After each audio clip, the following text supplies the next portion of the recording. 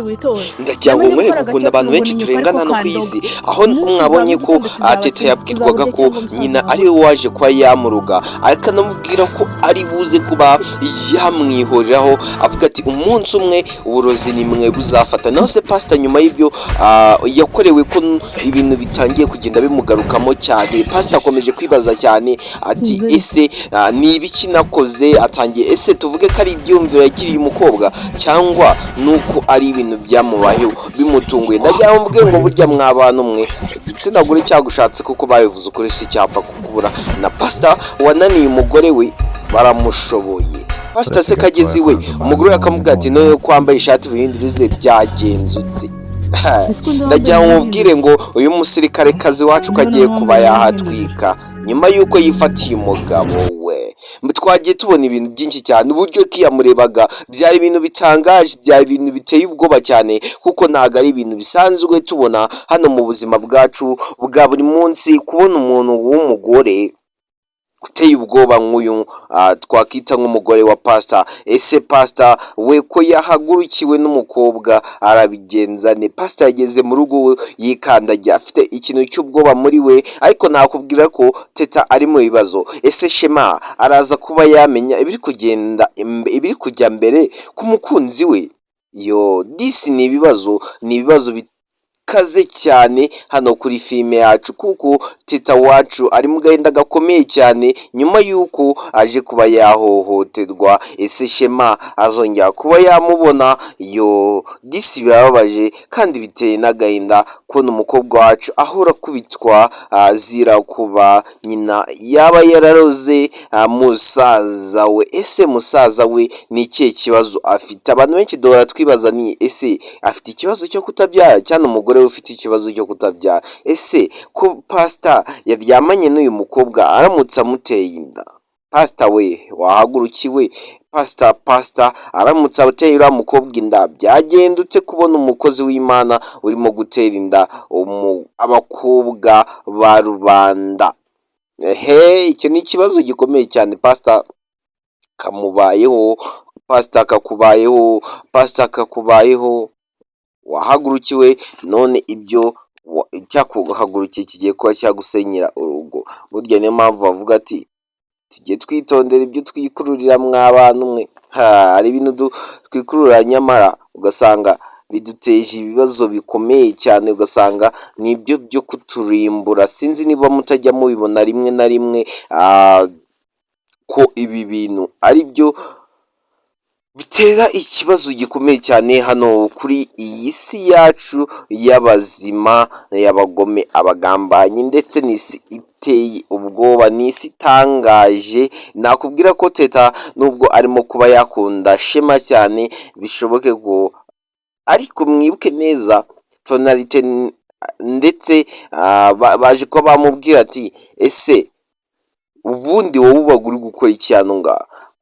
icyambere cyo ntabwo duhemba, ni akazi ukora hano ngaha, ubundi buri gukora iki? nyamara mw'abantu mwe muvuga ati mufite abavandimwe banyu mu mujyi mukava mu cyaro mukajya kubayo, n'ibi ngibi muzajya mukorerwa nimugire umwaka mugasanga nka musaza wawe afite umugore mubi, cyo kurajya usenga uwo mutima mwiza ubona iyo ageze iwanyu yerekana azawukomeza. ibaza umuntu urita mama wawe umurozi, cyo kiba ari ikibazo gikomeye cyane. ubundi hari ibintu natajya niyumvisha, kubona umuntu w'umupasita yashakanye n'umuntu w'umusirikare, ni ibintu biri terrible.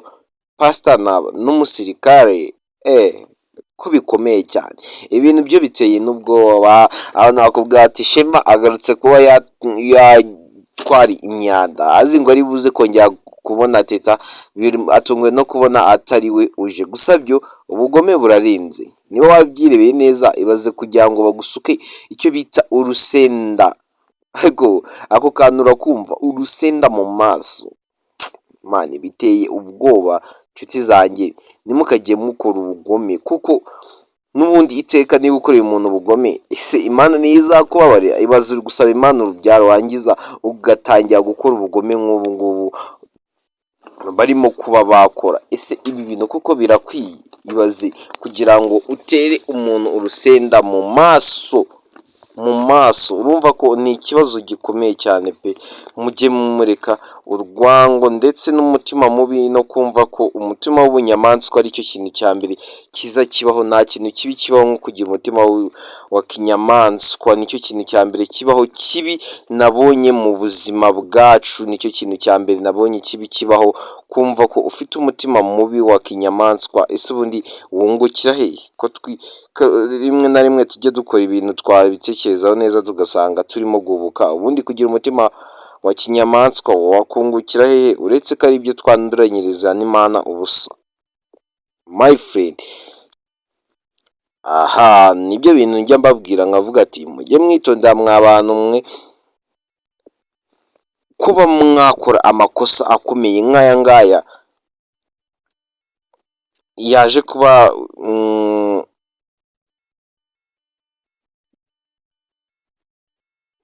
yakorera Teta. Gusa byo shema wowe nibayakumenaho bazakumenamo arimo na acide, kuko ibyo bintu byo kuza ushaka Teta atangiye kuza akabaza tonete, ese Teta ari hehe? Teta ari hehe? Ko numva ikibazo kigiye kuba cyakomera uyu munsi wa none. Aha my friend, ajya mbwiye ngo burya muri ubuzima mujye mwitonda, mwitondera abantu mwita ngo ni abantu bitonda, nta muzi ubugome bafite mu mitima yabo. Burya ujya gutereta ukabona umuntu akwiyeretse nk'umuntu mwiza, jya witonda, kuko uyu munsi uritonda umuntu akwereka ko ari umuntu nyine wiyoroheje, ukabona uyu munsi nyine nta bintu byo gupanika cyane. Ariko si bundi njye ari ikintu ndi kwibaza, ni gute umuntu ajya gushaka umusirikare ari umusivili? Icyo kintu kirakomeye, just umugabo ari we w'umusivili.